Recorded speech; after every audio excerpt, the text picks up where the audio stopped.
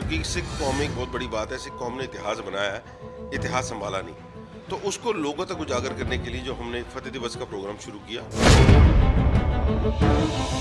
देखो, एचएस फुल्का के बारे में मैं ना ही बोलूँ तो अच्छा है। फुल्का साहब क्रेडिट लेने की बात करते हैं। मुझे बताएं, फुल्का साहब ने आज तक कौन सा केस 1984 का जीता है? फुल्का साहब तो यहाँ तक गए कि हमारी पार्टी जो श्रोमणी अकाली दल है, उसको खत्म करने के ऊपर जो मेरी पीरी का सिद्धांत गुरु हरगोबिंद सिंह महाराज दे के गए, जो राज बिना ना धर्म चले हैं, धर्म बिना सब चले मिले, उसको खत्म करने के लिए फुल्का साहब जा रहे हैं। फुल्का साहब ने शोर मचाया जी, इनको बोलो एफिडेविट दे जी, रिलीजियस पार्टी है जी, रिलीजियस पार्टी। जब कोर्ट कह रहा है कि रिलीजियस पार्टी की डेफिनेशन लिख के तो बताओ कहां पर लिखी है। इसमें सरना साहब क्या है, कांग्रेसी नहीं है? मना करते मैं कांग्रेसी नहीं हूं। शीला दीक्षित के साथ सारी उम्र इनकी सांठ गांठ रही, राहुल गांधी के साथ ये उनके पैरों में बैठती हैं। मनजीत सिंह जी के आज की बात है, आज उन्होंने अपनी डेफिनेशन को चेंज किया है रोज, क्योंकि उनकी अलग अलग नीति चेंज होती है। क्या परमजीत सिंह राणा पॉलिटिकल आदमी नहीं है? इन्होंने सिर्फ नींव रखी है गुरु घर के अंदर चोरी की, और इन्होंने किसी चीज की नींव नहीं रखी है। गुरु घर के अंदर जो उन्होंने गुनाह किया है वो आज तक किसी ने नहीं किया। जिस एज पे वो हो गए हैं, इनको इस वक्त भक्ति करनी चाहिए, सेवा करने का शौक है तो सवेरे सवेरे चले जाएं। दिन के वक्त धूप में अगर नहीं पोछा लगा सकते, झाड़ू लगा सकते, सवेरे सवेरे देखा, कोई देखेगा भी नहीं, गुरु तो देखेगा, मगर कम से कम जो कर रहे हैं सेवा उनको बदनाम ना करें।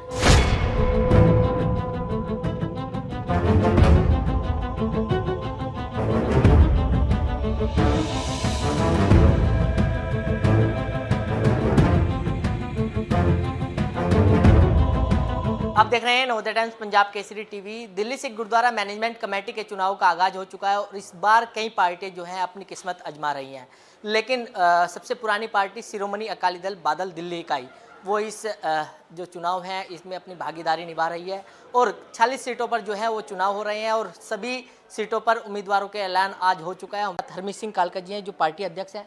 सर, पहले तो आज जिस तरीके से सीटों का ऐलान हो चुका है, 40 की 40 सीटों पर आपने अपने उम्मीदवारों का ऐलान कर चुका है, किस तरीके से पार्टी तैयार है?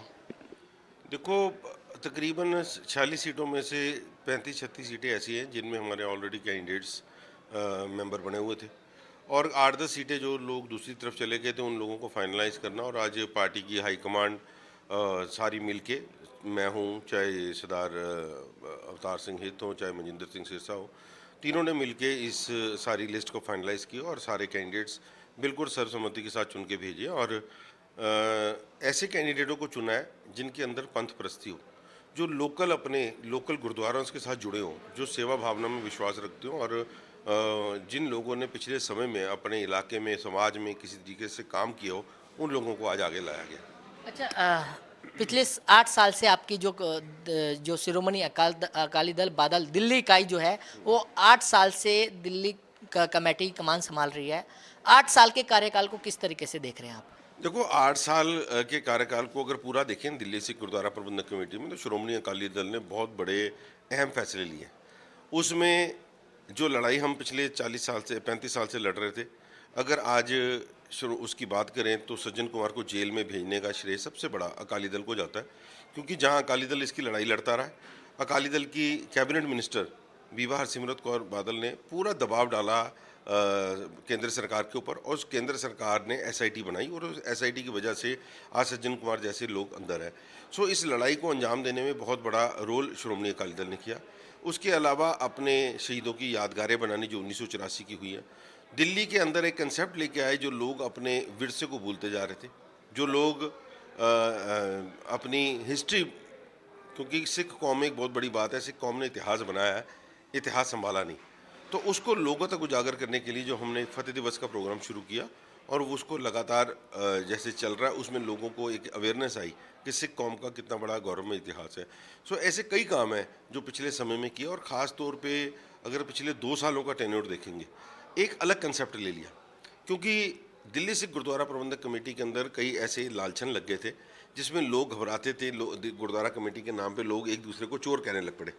हमने इस कंसेप्ट को चेंज किया, हमने कहा कि नहीं, हम गलत हो सकते हैं, मगर हमारी गुरुद्वारा कमेटी, जिसको हमारे बुज़ुर्गों ने बहुत लड़ाई लड़ के ये एक्ट बना के इसको शुरू किया, इसको हम बदनाम नहीं होने देंगे। और आज देखो जो मानवता की सेवा गुरुद्वारा प्रबंधक कमेटी कर रही है, चाहे वो हॉस्पिटल के नाम पे कर ली, चाहे वो एमआरआईज़ के नाम पे, चाहे वो बाला प्रीतम दवाखाने के ऊपर, चाहे वो कोरोना समय के अंदर जो सेवा को लेके हुई है, सो ये सारी बड़ी चीज़ें की हैं। मैं आज सुबह जिस तरीके से लिस्ट बना रहा था कामों की, 9 इनॉग्रेशंस इस 2 साल के अंदर अंदर हमने किए, 9 इनॉग्रेशंस। चाहे वो हरि सिंह नलवा का सराह उसकी बात करें, हॉस्टल की बात करें, चाहे हमारा प्याऊ बना, चाहे हमारी प्रिंटिंग प्रेस बनी, चाहे लंगर हॉल जो गुरुद्वारा रकाबगंज साहब का, जिसका नाम भाई रणधीर सिंह के नाम के हुआ। शहीदों को और जो कुर्बानी वालों का है उनको हमेशा हमने आगे रखा और ये फ़र्क लेके आए पिछले 8 सालों में। सर, आपने कहा सज्जन कुमार की, सज्जन कुमार को लेकर सब अपने दावे करते हैं। उस टाइम पे क्योंकि हम लोगों ने भी कवरिंग की वहाँ पर, जिस टाइम सज्जन कुमार को जेल भेजा गया।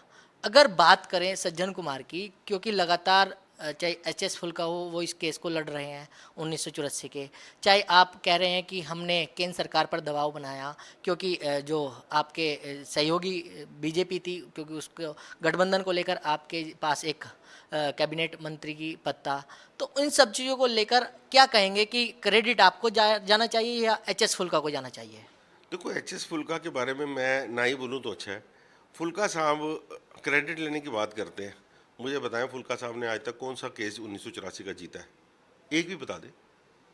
फुल्का साहब तो यहाँ तक गए कि हमारी पार्टी जो श्रोमणी अकाली दल है, उसको ख़त्म करने के ऊपर जो मीरी पीरी का सिद्धांत गुरु हरगोबिंद सिंह महाराज दे के गए, जो राज बिना ना धर्म चले हैं, धर्म बिना सब चले मिले हैं, उसको ख़त्म करने के लिए फुल्का साहब जा रहे हैं।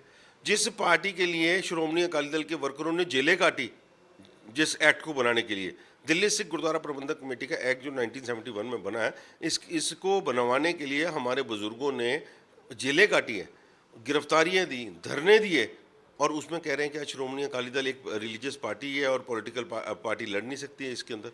सो मैं समझता हूँ मुझे ये डिफाइन करिए कि शिरोमणि अकाली दल बादल राजनीतिक पार्टी है या धार्मिक पार्टी है? पहली बात तो पार्टी का नाम श्रोमणी अकाली दल है, बादल साहब उसको लीड कर रहे हैं इसलिए बादल का, पार्टी का नाम अकाली दल बादल नहीं है।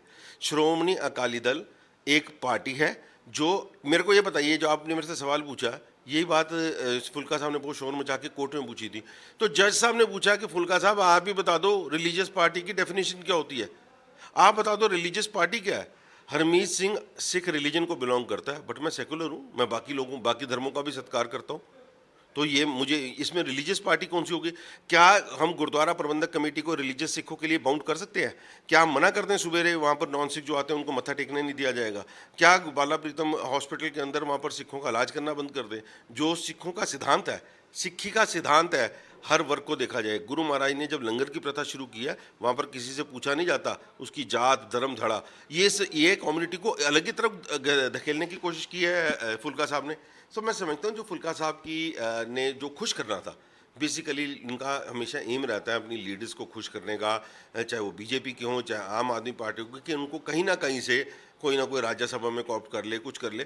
सो वो इस मंतव से चल रहे हैं। तो मैं समझता हूँ हम उनकी तरफ नहीं जाना चाहिए, हमको अपने मेन एजेंडे पे आना चाहिए कि दिल्ली कमेटी की जो चुनाव है उनको कैसे करनी है। दिल्ली कमेटी के चुनाव को लेकर 14 जो रूल है, जो रूल बना था उसके हिसाब से कहा था कि चुनाव हो, लेकिन उस पर स्टे लगा दिया गया क्योंकि आपको भी उस समय बहुत सारे किंतु परंतु हुए, आप लोग हाई कोर्ट भी गए। तो मुद्दा क्या है आखिर? ये जो 14 रूल है ये क्या कहता है कि जो रिलीजियस पार्टी है वो ही चुनाव लड़ सकती है? मैंने अभी आपको पहले बताया जो 14 नंबर रूल की बात है, एक्ट में अमेंडमेंट कराए बिना तुम रूल में अमेंडमेंट कैसे कर सकते हो? और रूल में अमेंडमेंट सरकार करा रही है, ज़बरदस्ती कराने की कोशिश कर रही है। हर बार इलेक्शन में कोर्ट में जाना पड़ता है, हर बार। भाई आफ्टर ऑल लॉ का तो अपना प्रोसीजर है, लॉ ने तो 2 दूनी 4 ही कहना है, तुम 2 दूनी 5 कह सकते हो, लॉ नहीं कहेगा। लॉ ने कहा है, कल जो फुल्का साहब ने शोर मचाया जी इनको बोलो एफिडेविट दे जी, रिलीजियस पार्टी है जी, रिलीजियस पार्टी। जब कोर्ट कह रहा है कि रिलीजियस पार्टी की डेफिनेशन लिख के तो बताओ कहाँ पर लिखी है? कहाँ पर लिखी है कि अगर हिंदू धर्म है तो वो रिलीजियस पार्टी की लिखेगा, कोई सिख धर्म है वो रिलीजियस पार्टी है। पार्टियाँ जो हैं पॉलिटिकल पार्टीज हैं सारी। अगर लोग अपने आप को एक धड़ेबंदी बना के दिखाएं कि हम तो सिर्फ रिलीजियस इलेक्शंस लड़ेंगे, तो श्रोमणी गुरुद्वारा प्रबंधक कमेटी 1920 में बनती है नवंबर के महीने में, और 1 महीने बाद पूरा श्रोमणी अकाली दल बनाया जाता है दिसंबर के महीने में। किस लिए बनाया गया? कि गुरुद्वारों की सेवा संभाल करने के लिए, उसके रिप्रेजेंटेटिव चुनने के लिए। 100 साल से श्रोमणी गुरुद्वारा प्रबंधक कमेटी श्रोमणी अकाली दल सेवा कर रही है। आज उसको कह दो कि रिलीजियस पार्टी है, इसलिए वो कर ही नहीं सकती है। वो रिलीजियस पार्टी नहीं है, वो पॉलिटिकल पार्टी है। क्या कौन सा नई डेफिनेशन लेके आया है? जो चीज़ है ही नहीं उसके बारे में रूल में अमेंडमेंट की बातें करेंगे, तो ये तो लॉ के बारे में फुल्का साहब ज़्यादा जान सकते। मतलब आपका कहना ये है कि कोई भी धार्मिक चुनाव लड़ सकता है, कोई भी राजनीतिक चुनाव लड़ सकता है?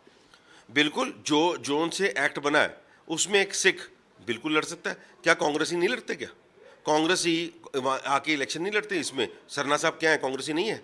मना करते मैं कांग्रेसी नहीं हूँ।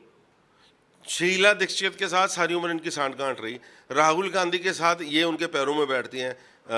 सोनिया गांधी के साथ इनकी तस्वीरें हैं। इनके पार्टी के बंदे सज्जन कुमार को बुला के स्टेजों के ऊपर सरोपे देते हैं। दिल्ली के अंदर जब तक वो कार्यकाल चलता रहा है, हर कांग्रेसी को बुला के रकाबगंज की स्टेजों के ऊपर उन्होंने सरोपे दिए हैं। क्या वही कांग्रेसी नहीं है? मनजीत सिंह जी के आज की बात है, आज उन्होंने अपनी डेफिनेशन को चेंज किया है। रोज़ क्योंकि उनकी अलग अलग नीति चेंज होती है। क्या परमजीत सिंह राणा पॉलिटिकल आदमी नहीं है? जिस बंदे ने अपनी चेयरमैन आपके ऊपर भी आरोप लगते हैं किस बात के लिए? बीजेपी से, क्योंकि बीजेपी का आप बीजेपी के सिंबल पर आपके चुनाव लड़े, उसके बाद आप बात नहीं समझ रहे। मैं बीजेपी के सिंबल पे चुनाव लड़ा हूँ, मैं अलायंस के ऊपर लड़ा हूँ। मैं अलायंस के ऊपर इलेक्शन लड़ी है, गुरुद्वारा कमेटी का मेंबर हूँ अलग, उसके साथ मेरा कोई कंसर्न नहीं है। मेरी पार्टी ने जब तक अलायंस रहा है मैं पार्टी के साथ रहा हूँ। जब अकाली दल ने अलायंस बीजेपी को छोड़ दिया, अगले दिन भी नहीं लगा, उसी रात को मेरी मिसेज ने, जो काउंसलर हैं, उन्होंने अपनी चेयरमैन नहीं छोड़ी। परमजीत सिंह राणा ने तो आज तक नहीं छोड़ी। आज तक वो बीजेपी की दी हुई चेयरमैनी पे बैठा है, आज तक वो काउंसलर ही लड़ रहा है। और मनजीत सिंह कह रहा है जी कि मैं राजनीतिक बंदों को लेके नहीं आऊँगा। तो राजनीतिक बंदे की और कौन सी डेफिनेशन है? क्योंकि बीजेपी के साथ हैंड इन ग्लव है, बीजेपी के साथ इनकी साठगांठ है। बीजेपी ने ही इनको सिंबल मारने का दिशा दिखाई है, इन्होंने पूरी कोशिश की है। सो ये बातें हमेशा चलती आई हैं और आज बिल्कुल जो कहते हैं ना, बिल्ली थैले से बाहर आ गई है, तो आज वो सामने आ गई। अच्छा, आपने कांग्रेस की बात करी, आपने आज 20 उम्मीदवारों की लिस्ट जारी की है और उसमें जो अभी 2019 में जो इलेक्शन हुए हैं विधानसभा के, उसमें आपने जो कांग्रेस के टिकट पर रविंदर सिंह जो स्वीटा हैं उनको फिर अकाली दल से टिकट दिया है। देखो, रविंदर सिंह स्वीटा पिछली बार भी अकाली दल से इलेक्शन लड़े। उन्होंने बहुत बड़ी गलती की कि वो कांग्रेस में जाके, और जिस वक्त कांग्रेस के पास उन्होंने टिकट लड़ने गए, उसी रात को उनको पार्टी से 6 साल के लिए निकाल दिया था। तो फिर वापस ले लिया अब? उनको पिछले 1 साल से, जब से चुनाव खत्म हुए हैं, वो रोज़ गुरुद्वारा कमेटी में आते थे, रोज़ अपना माफ़ीनामा जेब में लेके आते थे कि मेरे से बहुत बड़ी गलती होगी, मेरे से गुनाह हुआ है जो मैं कभी ज़िंदगी में नहीं कहूँगा। उनसे रिटर्न में माफ़ीनामा लेने के बाद उनको पार्टी में ज्वाइन कराया। उनको बोला पहले गुरु घर में जाके प्रसाद कराओ, देग करा के अरदास करो, और उसके बाद उनको पार्टी में ज्वाइन कराया।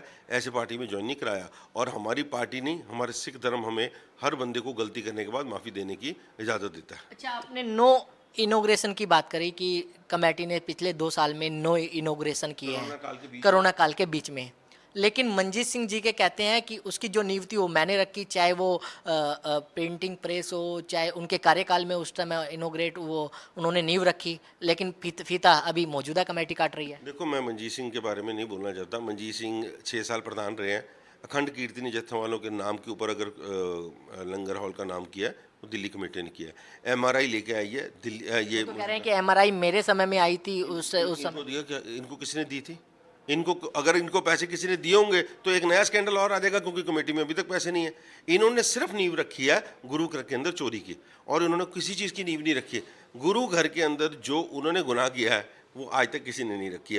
सो आज वो कहते हैं, बहुत लोगों को बीच में जाके शोर मचाते हैं कि मेरे पिताजी जत्थेदार संतोख सिंह ने बहुत बड़ी जदादें लेके दी गुरु घर की।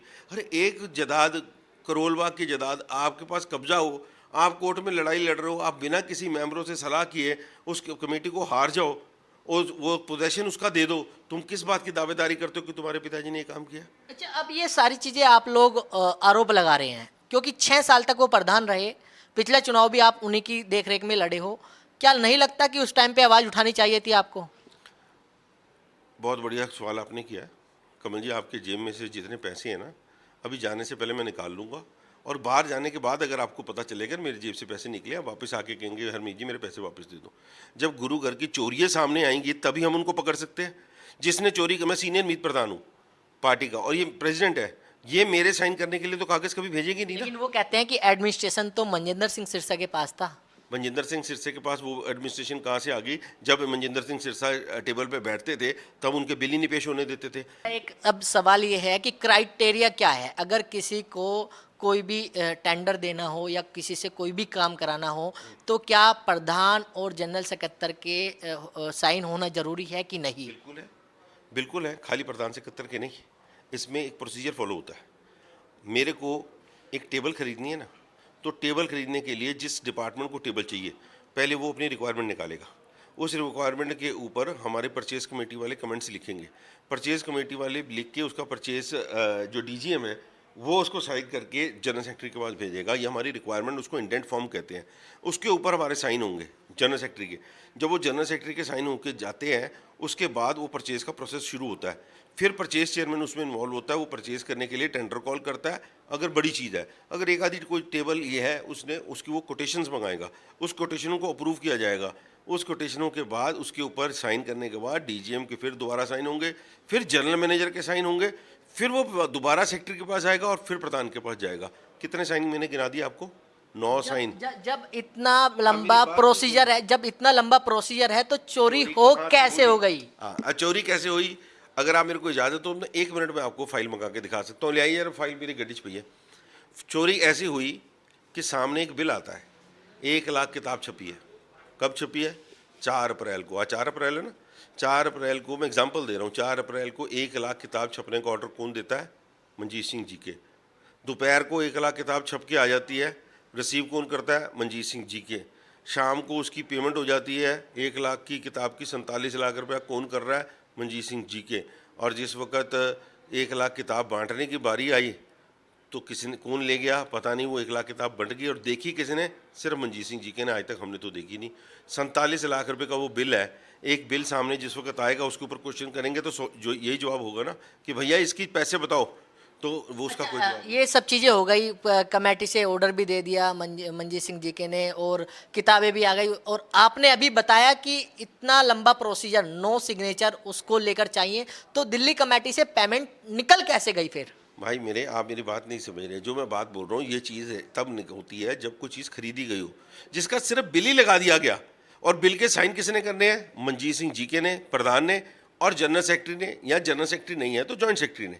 अब मंजीत सिंह जी के एक बिल के ऊपर साइन करके उसके ऊपर उनका जीएम जो इसको निकालने के लिए, सारी कमेटी एक तरफ होगी मगर उसको निकाला नहीं मंजीत सिंह जी के ने। उसको बचाते बचाते आप पार्टी से बाहर हुए, कमेटी से बाहर हुए, क्योंकि दूसरे की सांठ गांठ थी। वो इनको ब्लैकमेल करता था कि मेरे बारे में कुछ बोलोगे तो मैं तेरे पर्दे खोल दूंगा।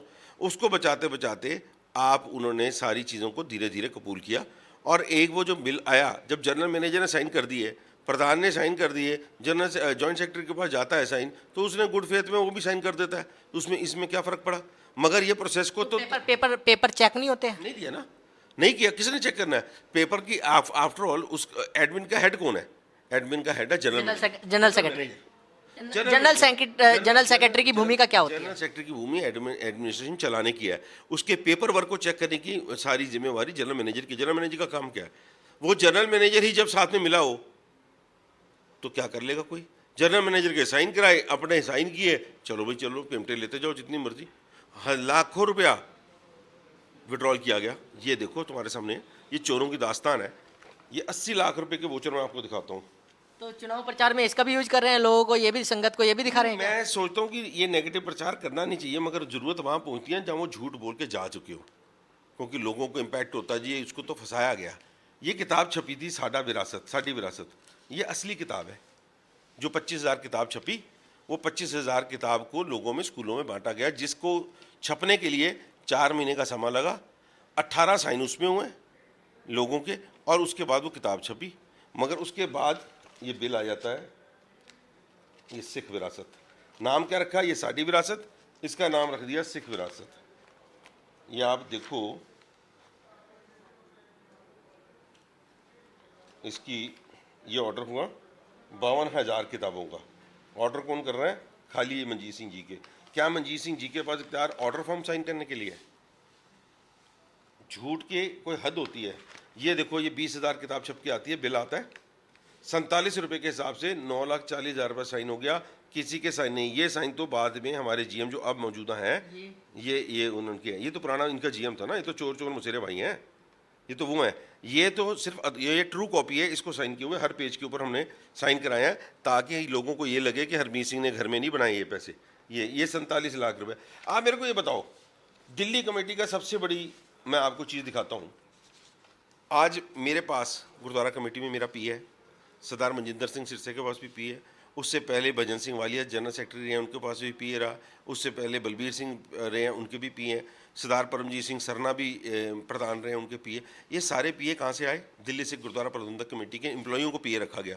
सिर्फ एक मंजीत सिंह के टेनोर में ऐसा काम हुआ कि घर से पी ए साथ लेके आए, क्योंकि चोरी करने के लिए अपनी टीम चाहिए। ये देखो, ये क्या है?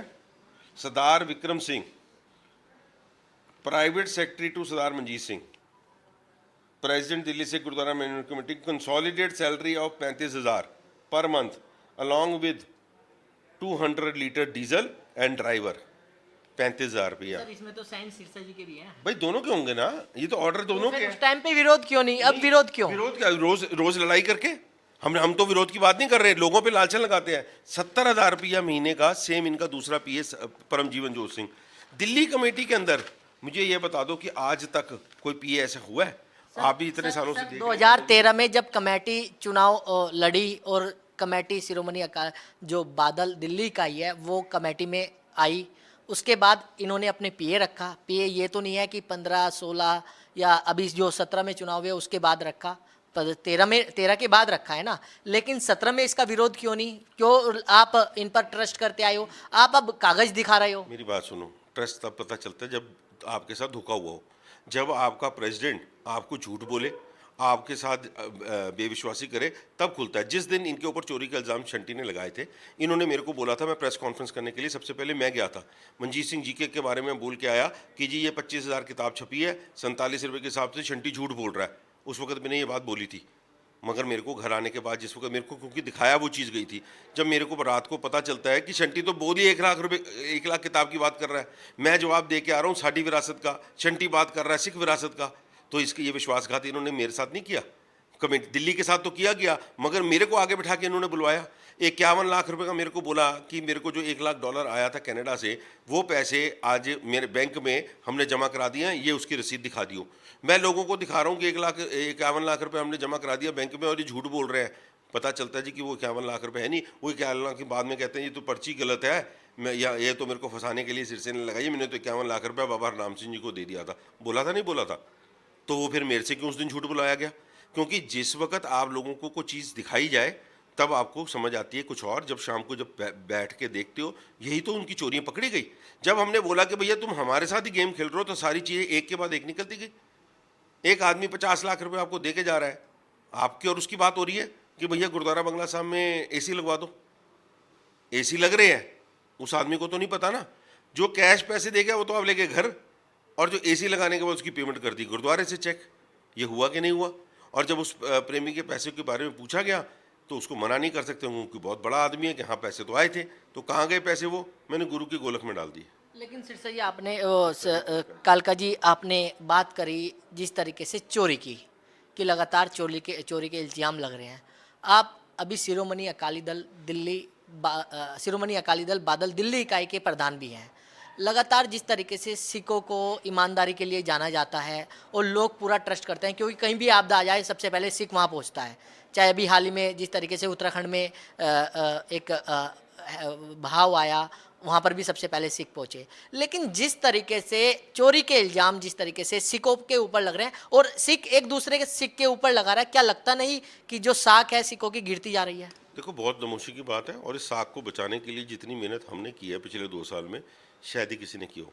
ये उपराले की है मानवता की सेवा के। कोरोना काल आया था, सारी दुनिया घरों के अंदर बैठी थी, हम तो घर नहीं बैठे। 25 मार्च को घर पे लॉकडाउन शुरू हुआ है इस देश के अंदर, दिल्ली के अंदर ख़ास तौर पे। 25 मार्च की रात की मेरी ऐप फेसबुक देख लो, 26 की देख लो, 27 की देख लो, एक भी ऐसा दिन नहीं है हम घर पे। हमारे बच्चे नहीं है क्या? हमारे बच्चे हमको नहीं रोकते थे, हमारे माँ बाप नहीं रोकते थे। सिर्फ इस चीज़ का हमने प्रण लिया कि जिस कम्युनिटी ने हम पे भरोसा किया और लोग हम पे करते हैं कि सिख सेवा करने वाले हैं, हमने आगे बढ़कर किया। हमने सेवा में की, लोगों को बताया, डायलिसिस हॉस्पिटल शुरू किया, फ्री ऑफ कॉस्ट शुरू किया, दुनिया आज उसको एक्नॉलेज कर रही है। आप परसों आए, डायलिसिस सेंटर की बात कर रहे हो, प्रचार किया गया था 100 डायलिसिस जो वहाँ पर बेड है वो शुरू हो चुके हैं, लेकिन मैंने वहाँ पर जाके कि 30 ओनली बेड, 30 बेड चल रहे हैं वहाँ पर। मैं आपकी बात को बिल्कुल, आप पहले दिन गए होंगे या दूसरे दिन, आज की डेट में वहाँ पर 70 से ज़्यादा चल रहे हैं बेड, वहाँ पर 100 लगे हैं। हमने उसके लिए हमने जान के उसको रुकवाया, क्योंकि जब कोई सिस्टम को शुरू करते हैं, जिस दिन आपको याद है कि जिस मिस हैपनिंग हुई थी वहाँ डेथ हुई थी, उसके बाद इतना शोर मचा दिया गया था, तो हमने उनको बोल दिया कि जब तक पूरे टेक्नीशियंस आपके पास नहीं आ जाते आप मशीनें चालू नहीं करेंगे। और टेक्नीशियंस भी आपने ऐड दो, जितने हमारे सिख बच्चे आए हम उसको एम्प्लॉयमेंट देनी है। हम अपनी कम्युनिटी का ध्यान रखना भी हमारा फ़र्ज़ बनता है। हम लोगों की सेवा करने के लिए तो फ्री कर सकते हैं, मगर अपनी कम्युनिटी को सर्विसेज देना हमारी जिम्मेवारी है। इसलिए डॉक्टर्स ने उसको रोका हुआ है, और इसको 1 महीना भी नहीं हुआ, अभी 7 मार्च को उसको ओपनिंग हुई थी, आज 4 अप्रैल है। 1 महीने के अंदर मैं कह रहा हूँ अगर 70 मशीनें भी चल रही हैं तो कौन सा गुनाह हो गया? पिछले 20 साल में तो किसी ने नहीं किया। हमने उस डायलिसिस सेंटर, उसको जी सेंटर का नाम दे दिया जी, अब डायलिसिस हॉस्पिटल पहला शुरू किया देश के अंदर नहीं। हॉस्पिटल में बहुत सारी चीज़ें होती हैं, ओनली वहाँ पर मशीनें हैं डायलिसिस की। बिल्कुल आपकी बात ठीक है, उसका पहला विंग शुरू किया गया। आप बताओ मेरे को कि आप तो, आपकी तो उम्र बहुत छोटी है कमल जी, मगर हमने अपने बचपन में सफदरजंग हॉस्पिटल देखा था, छोटी सी बिल्डिंग में शुरू हुआ था। आज सड़क के उस तरफ ट्रॉमा सेंटर बना है, आज मेडिकल एम्स बना है, सारा उसी में से निकला है ये सफदरजंग हॉस्पिटल। एक दिन में कोई बड़ी संस्था नहीं शुरू होती। सरना साहब 8 साल हो गए, 8 साल हो गए आपकी कमेटी को सिर्फ डायलिसिस सेंटर। मैं मंजीत सिंह के बारे में तो बोलता नहीं, क्योंकि उनके कामकाज के बारे में, बट सरना साहब को जब से मैं जानता हूँ, जब उनकी भांडों की दुकान होती थी, बर्तन बेचते थे जब ये चांदनी चौक, उन्होंने काम किया, उनके परिवार ने काम किया, उन्होंने भाइयों ने अपनी अपनी फैक्ट्री बनाई, फैक्ट्रियों के बाद अब बढ़िया फैक्ट्री में गए। पहले दिन उन्होंने फैक्ट्री क्यों नहीं बनाई? इसीलिए ना कि जिस तरीके से फंड्स आएंगे, जिस तरीके से ग्रोथ होगी, ऐसी ही सारी संस्थाएं चलती हैं। कॉलेज भी ऐसे चलते हैं, स्कूल भी ऐसे चलते हैं, और हॉस्पिटल्स भी ऐसे चलते हैं। सो जो काम कोई करे, कम्युनिटी के बंदे करें, उसको प्रेज करना चाहिए। ये अपनी राजनीति कर रही है, इनको बोलो राजनीति के और बड़े, तुम और बड़े ब्लेम्स लगाओ, कम्युनिटी को तो बदनाम मत करो। हम उसको ट्रैक पे लेके आते हैं। आज आप देखो, 4 दिन पहले सुजुकी मोटरसाइकिल का मालिक आपके पास आया था, आप थे वहाँ पर इंटरव्यू लेने के लिए, जब उसने 5 एम्बुलेंसेज दी हैं। वो एक जापानीज़ बंदा आके हमारी सिख कम्युनिटी की सर्विसेज को एक्नॉलेज करता हुआ हमें वो अपने अकाउंट में से, सीएसआर अकाउंट में से सेवा करके जा रहा है, और लोग उसकी सराहना कर रहे हैं, लोग उसकी तारीफ कर रहे हैं, मगर इनकी सियासत ही नहीं इनके दिमाग से नीचे उतर रही। सो इनको चाहिए कि अब लोगों ने एक एज फैक्टर होता है, जिस एज पे वो हो गए हैं, इनको इस वक्त भक्ति करनी चाहिए, सेवा करने का शौक है तो सवेरे सवेरे चले जाएं। दिन के वक्त धूप में अगर नहीं पोछा लगा सकते, झाड़ू लगा सकते, सवेरे सवेरे देखा, कोई देखेगा भी नहीं, गुरु तो देखेगा, मगर कम से कम जो कर रहे हैं सेवा उनको बदनाम ना करें। सर, अब आपने स्कूलों की बात करी, स्कूलों पे बात कर लेते हैं। आप 6 साल तक एजुकेशन के चेयरमैन रहे, ये गलत बात। 4 साल मैं तक 1.5 साल, मैं 2015 से लेके 2017 तक रहा हूँ, और उसमें 1.5 साल ही बनता था, क्योंकि 15 के मिड में मैं बना था, और 17 में मैं सीनियर वाइस प्रेसिडेंट बन गया था। मैं 1.5 साल रहा हूँ। अगर 1.5 साल की बात करें, चलो 1.5 साल के कार्यकाल, जिस तरीके से कहा जा रहा है कि जब 2013 में स्कूलों में जो बच्चे थे वो काफ़ी संख्या में थे उससे पहले, लेकिन 2013 के बाद जो स्कूलों की साख है वो गिरती चली गई है। क्यों? आरोप लगा रहा है विपक्ष। कौन सा विपक्ष? विपक्ष हमारे 2 हैं। एक विपक्ष है जो 6 साल राज करके गए हैं, एक विपक्ष है जो 12 साल राज करके गए हैं। दोनों के बारे में बताने लगूंगा, बहुत बड़ी दास्तान है। 12 साल वालों की पहले बात सुन लो। 2006 में 6 पे कमीशन लगता है, टीचर्स को सैलरी बढ़ा के देनी है, पेरेंट्स से तुमने पैसे ले लिए, करोड़ों रुपए तुमने इकट्ठा कर लिया, तकरीबन 100 करोड़ से ऊपर स्कूलों के बीच में पैसा इकट्ठा हो गया। आपने क्या किया? 6 पे नहीं लगाया। हमारी कमेटी ने आके 6 पे लगाना शुरू किया। जिस वक्त देनदारी देखी, 93 करोड़ रुपए ये छोड़ के गए थे, 93 करोड़, और 1 करोड़ 80 लाख रुपए की, 78 लाख रुपए की, 178 करोड़ की लाइबिलिटी थी। वो तो नहीं लोगों को बताते, उसको पैसा देना शुरू किया। जब वो जितने पैसे थे उतने दिए, उसके बाद जो कमाई होगी वही देंगे उसमें से। आज बताओ कि पिछले समय में 1-1.5 साल के अंदर, जब ये लॉकडाउन शुरू हुआ है, जब कोर्ट ने मना कर दिया, उसके बावजूद भी हमने तनख्वाही दी। 40 करोड़ रुपया गुरुद्वारा कमेटी से निकाल के स्कूलों को जो हम दे सकते हैं, तो मंजीत सिंह जी के ने 6 सालों में क्यों नहीं दिया? ये टीचर स्ट्राइक पे क्यों जा रही हैं फिर बार बार? मैंने खबरें देखी बहुत सारी, चाहे हेमकुंड कॉलोनी हो चाहे लोनी रोड हो, बहुत सारी टीचर जो है स्ट्राइक पे बैठ जाती थी। क्यों? देखो, कोई भी चीज़ को पॉलिटिकली मोटिवेट करना बड़ी आसान सी बात है, और वो टीचर्स हैं जो इनके समय पे लगी हुई हैं सरना साहब के टाइम के ऊपर, और उनकी मांग तो जायज़ है। तनख्वाह उनको कम मिल रही है या उनके पुराने एरियर्स नहीं मिल रहे थे, मगर उन्होंने हर चीज़ को पॉलिटिसाइज किया। जब पहले तनख्वाहें टाइम से मिल रही थी तो वो कहती थी हमारे एरियर्स दो, जब एरियर्स रुकने शुरू हो गए, क्राइसिस आ गया, तो हमारी तनख्वाहें टाइम से दो। जब तनख्वाहें हमने पूरी दे दी, अब इस महीने से उनको पूरी देने की वादा। इस महीने से चुनाव का कोई वो तो नहीं है मकसद? चुनाव का कोई मकसद नहीं है, चुनाव का कोई मकसद, ये दिल्ली गुरुद्वारा कमेटी का चुनाव, ये सेवा का चुनाव है। इसमें ये कोई मकसद नहीं है कि जी मैं आज वो जवाब वादा कर दूं और कल ना करूं। इसमें जो काम कहेंगे वो ये करना पड़ेगा। इसी समय क्यों फिर जब टीचर क्योंकि लंबे समय से स्ट्राइक पे जाती रही हैं, इस समय ही क्यों? क्योंकि चुनाव है। मुझे बताओ, आपने आज तक उसकी कवरेज की है सारी स्ट्राइक की? आप एक बार कवरेज जाके देखो। 18 टीचरों से 20 टीचर नहीं होती और 1800 का स्टाफ है हमारे पास। अगर सिर्फ 18 को तकलीफ होती है, मैं अगर उनके बारे में बोलना नहीं चाहता क्योंकि आपने उनको समझाया है, आज वो समझी बैठी है। अगर मैं आज उनके बारे में कुछ बोलूँगा तो असलियत से और वो फिर माहौल ख़राब होता है। बट मुझे ये बात बताओ कि वो 18 टीचरों को ही प्रॉब्लम है, 1800 को स्टाफ है। हमारा कालका जी स्कूल है, यहाँ पर मैं बैठा हूँ, एक भी स्टाफ आज तक स्ट्राइक पे नहीं आया, एक भी स्टाफ नहीं आया। सिर्फ ये 2-3 ब्रांचेस के स्ट्राइक, क्योंकि ये पॉलिटिकली मोटिवेटेड जो कंट्रोल्ड में बंदे होते हैं भेजे जाते हैं।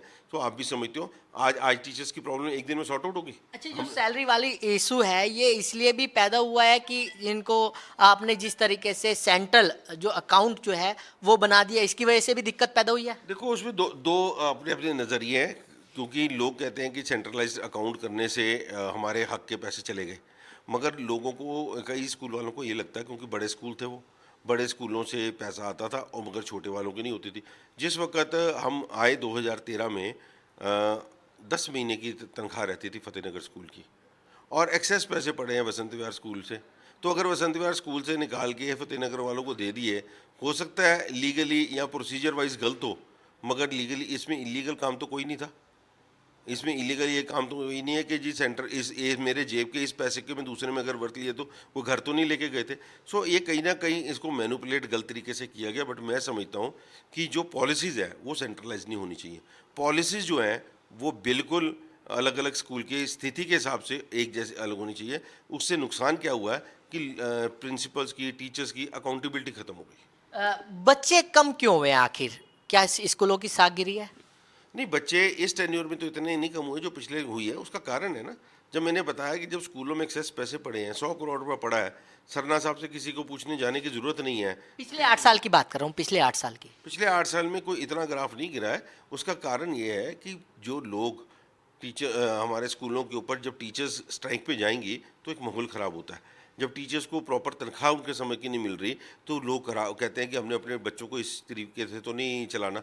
सो ये प्रॉब्लम जो आई हैं उससे थोड़ी सी मुझे लगता है साख खराब हुई है स्कूलों की। आने वाले समय में इसको बिल्कुल ठीक करेंगे। अच्छा, चुनाव का दौर शुरू हो चुका है, क्योंकि 2013 की बात करें तो आपका बीजेपी के साथ गठबंधन था उस टाइम पे, वैसे केंद्र में कांग्रेस की सरकार थी। 2017 में आपका बीजेपी के साथ गठबंधन था और पंजाब में भी अकाली दल बादल की सरकार थी। लगता है कि इस बार चुनाव में जो बीजेपी से सपोर्ट मिलता था या पंजाब सरकार से सपोर्ट मिलता था वो इस बार नहीं मिल पाएगा?